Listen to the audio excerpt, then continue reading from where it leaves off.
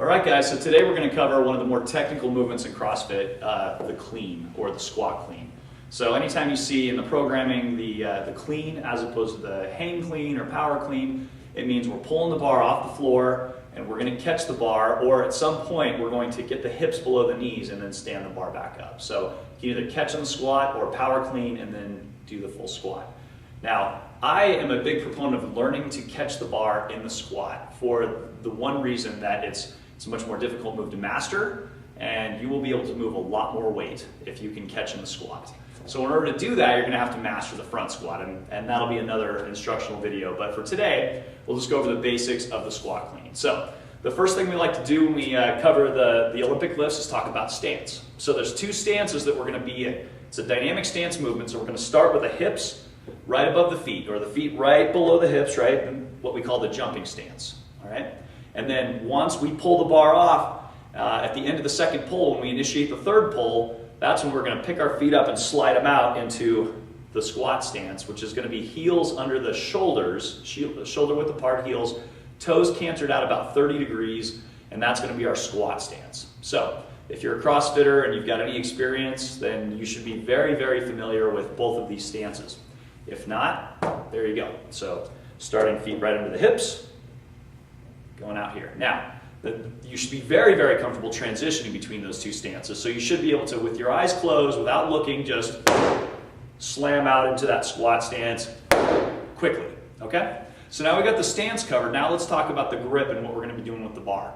So the grip is going to be, as a standard, this is where we usually start with people. We have their hands about thumb distance from their hips, okay? That's because once they catch the bar up here, we want the hands just outside the shoulders. We don't want the hands inside here getting crushed between the bar and the shoulders, and we also don't want to be out here because the majority of us don't have enough elbow and shoulder mobility to properly rack the bar if we're too wide on our grip. So we're going to go just outside the hips. Now, the other thing we want to do is make sure that you're doing a hook grip, and a hook grip looks like this.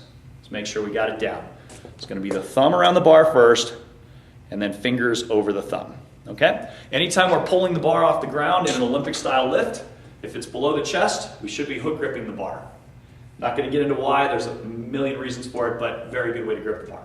Okay? So we've got the right grip, we've got the right stance, and what we're going to do is we're going to drop down into basically a deadlift position. Okay? We want to make sure our weight's back nicely. We don't want to be way out over our toes because that puts us in a point where we don't have a whole lot of leverage. And what we're going to do is we're going to come up slow the first couple times. We're going to initiate the movement by pushing the knees back. And notice how my back angle rises. I don't change my back angle. I don't want my shoulders to shoot up first or my hips to shoot up first. All right, so back angle stays constant. I'm hooding over the bar nicely. Once I get up to a mid-thigh position, that's when I'm going to become more erect. The knees shoot forward, torso becomes erect, still having a nice back arch, and that's when the fast second pull begins, okay? So the first pull of the Olympic lifts is to push the knees back and get into a good position here. Bars pulled back tight into the thighs, big chest, hook grip. Now I'm ready to go for the lift. This is where the explosion of the lift happens. So I'm in this mid-thigh position. Now I'm going to jump. That's the second pull. That's where the explosion happens. Now notice something very subtle and very important here.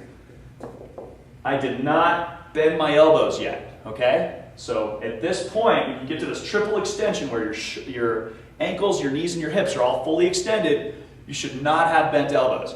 Your elbows are still straight. Now you're ready to pull yourself under that bar fast. That's the third pull. The third pull is an active pull, meaning your feet are off the ground. You don't just let gravity pull you down. You pull yourself under the bar. You want to get down faster than 10 meters per second for all you physics nerds out there.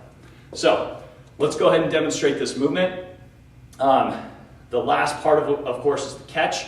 Want to make sure that the bar is resting on the shoulders.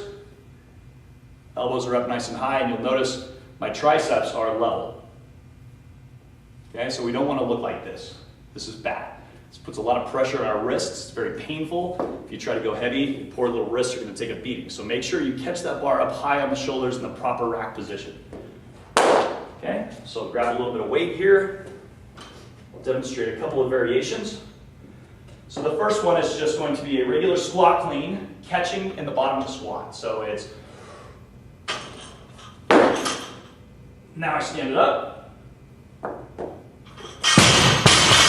first squat clean. Now, if you don't have it, you can't catch in the bottom of the squat, that's a difficult movement for you. What you can do is power clean it and then do the front squat. So that'll look more like this.